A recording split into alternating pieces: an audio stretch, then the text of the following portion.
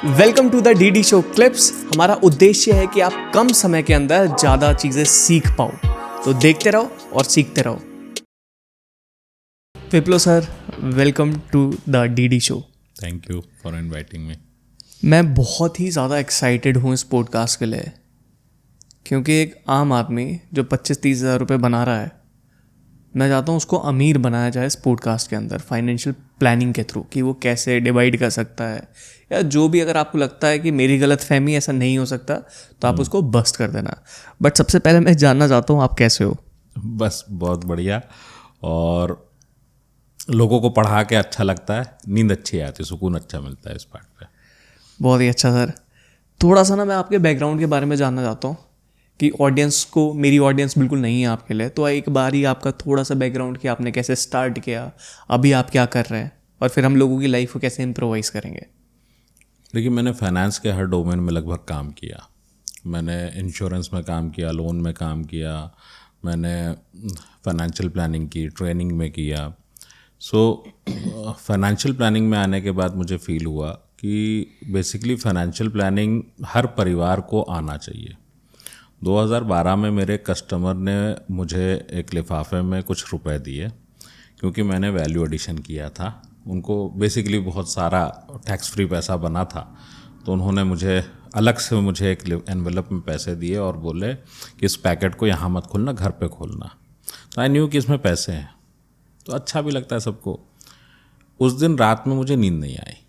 मुझे एक ही चीज़ लगी कि जैसे मान लो आप हो, आप ही के बैलेंस शीट में कितने ज़ीरो बढ़ा दूं कि आपकी क्वालिटी ऑफ लाइफ अच्छी हो जाएगी। वो तो नहीं कर सकता। बट मिडिल क्लास को ना इसकी सबसे ज़्यादा ज़रूरत है, क्योंकि यहाँ पे क्या है, जो हमारी बेसिक नेसेसिटीज़ हैं लाइफ की, वो पूरी नहीं होती।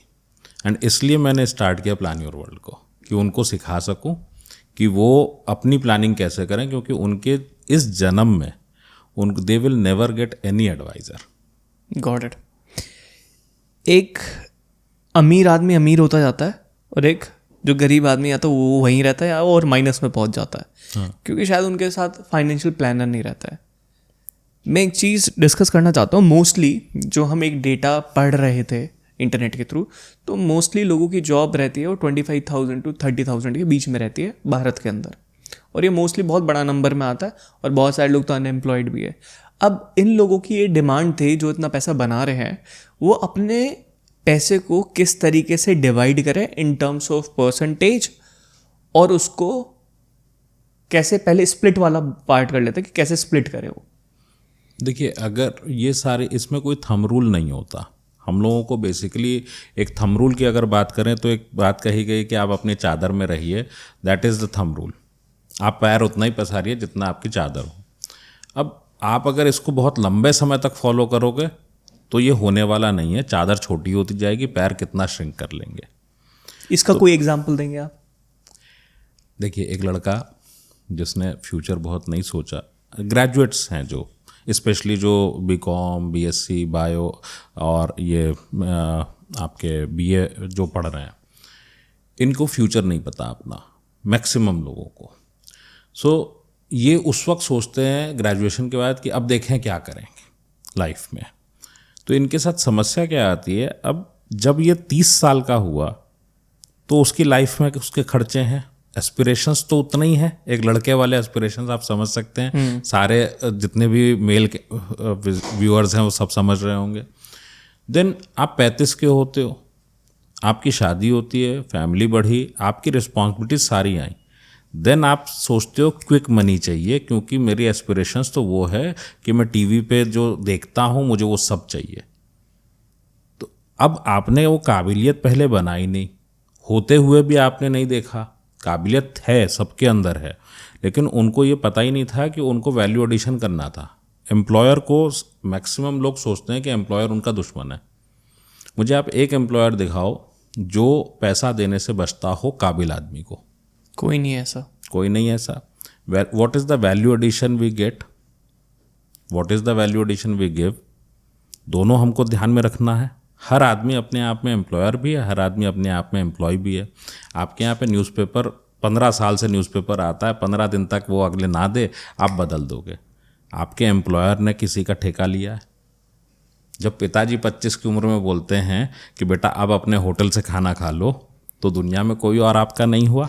ठीक, ये वैल्यू एडिशन की बात सबसे पहले इन सब लोगों को समझने की ज़रूरत है। द मोमेंट यू रियलाइज कि I need to add value to the employer, आपकी सैलरी यूँ बढ़ती है। सर मैं यहीं पे ना आपको एक बारी रोकूंगा। बिल्कुल सही बात बोली आपने। सामने वाले की एक्सपेक्टेशंस बहुत ही ज़्यादा हाई होती है कि मुझे इतना पैसा चाहिए, लेकिन उसकी जो वैल्यू डिलीवरी होती है वो एक्सपेक्टेशंस के बेल्ट के भी बिलो है। बिल्कुल। और अगर वो एक्सपेक्टेशंस मीट कर देगा, उसका आउटकम भी वैसा आएगा, सामने वाला जो बॉस है वो पैसा बनाएगा और उसकी स्किल पे वो उसे नचा सकता है एक तरीके से कि मैं ये काम कर रहा हूँ, मुझे आपको इतना पैसा देना है, वो कर सकता है। तो लोग ऐसे कहाँ फेल हो रहे हैं कि जो वो इस लेवल पे पहुँच ही नहीं पाते? शॉर्ट साइटेड है ना, उनको लगता है कि सब कुछ इजीली मिल जाएगा। इसमें बहुत सारी गलती पेरेंटिंग की है, हमने बच्चों को पैम्पर्ड करके रखा हुआ है। मैं एक एग्जांपल देता हूँ आपको। मेरी मम्मी, मेरे बच्चों की दादी मुझसे बोलती हैं कि देखो बच्चे इतनी दूर से आते हैं और वैन में पढ़ के और उनके चेहरे लाल हो जाते हैं। तो मैंने इतना ही बोला मम्मी से कि उसके हिस्से की साइकिल मैं नहीं चलाऊँगा। सो यहीं पे मैं ये कर सकता था कि एसी कार से उसको भेजूं और एसी कार से आए वापस। उसकी बजाय जैसे जा रहा है वैसे ही करेगा। उसको जो प्रॉब्लम हो रही है वो होने देते हैं। उसके हिस्से की लड़ाई हम नहीं लड़ सकते। पैसा आपके पास कितना भी हो, बच्चों को स्पून फीडिंग नहीं कर सकते। बैसाखी दे के चलाने की ज़रूरत क्यों है? वो खुद दौड़े। दूसरा, जो लोग खुद यंग हैं उनको ये समझने की ज़रूरत है। अच्छा, एक बात पूछता हूँ, अगर आपकी बहन के लिए एलिजिबल बैचलर चाहिए तो उसकी क्या क्राइटेरिया होनी चाहिए, यह सबको, हम सबको पता है। क्या आप उसको जस्टिफाई करते हो? अगर आप नहीं जस्टिफाई करते हो तो पहले वो कर ले बंदा। Correct. तो ऑटोमेटिकली उसकी इनकम बढ़ेगी।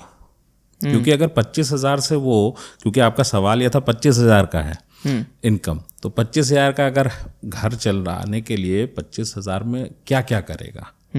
मैं मानता हूँ 15,000 उसके खर्च हो गए, 10,000 रुपये बचे, इमरजेंसी का पैसा चाहिए, सेविंग का पैसा चाहिए। अब वेल्थ तो नहीं बनेगी। सच बात यह है, मैं ये बोल सकता हूँ कि वो 12% का रिटर्न बना ले, 15% का रिटर्न बना ले। रिटर्न बनाने के लिए भी आपको मैं एग्जांपल देता हूँ। सबसे पहला पॉइंट क्या आता है मन में? ट्रेडिंग कर लूँ। आपके पास कितना पैसा होगा तो ट्रेडिंग करोगे? आप अगर 20% का भी रिटर्न बना रहे हो, 3 लाख पे भी 20% बना रहे हो, तो कितना हो गया? 60,000 रुपीज़। एक ट्यूशन अगर महीने का पढ़ाएगा तो कितना बनेगा? एक महीने का, हर महीने अगर ट्यूशन पढ़ा रहा है वो एक्स्ट्रा शाम को जाके अपने घर पे, तो भी तो उसको 60,000 रुपये मिल जाएंगे। वो 60,000 को वो पूरा दिन लगा रहेगा और अपना करियर भी छोड़ देगा। तो पहले उसको करियर पे फोकस करना चाहिए एंड देन वहाँ से म्यूचुअल फंड से शुरू करें। क्योंकि by the time you don't have sufficient wealth, एक ठीक ठाक कॉर्पस नहीं बनता तो वेल्थ उसके आगे नहीं बनेगी।